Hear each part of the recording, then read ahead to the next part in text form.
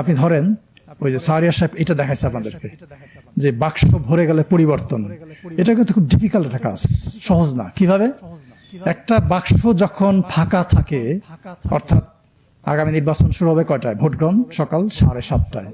তার আগে প্রত্যেক সহকারী প্রিজাইডিং অফিসার এই বাক্সের চারপাশে প্রথমে বাক্সটাকে সে ফাঁকা করে এনে দেখাবে। দেখানোর পরে উনি চারপাশে 4টা লক লাগাবেন। এই লকটা বাঁশের পাতার মতো চিকন, সবুজ রঙের, এবং প্রত্যেকটা লকের আলাদা নাম্বার আছে।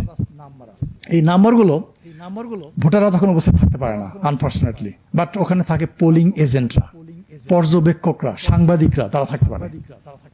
এই যে 4টা লক লাগালো, ওই নাম্বারগুলো সাধারণত পোলিং এজেন্টরা নোট করে রাখে, যদি ইলেকশন ফেয়ার হয়, যদি পোলিং এজেন্ট না থাকে।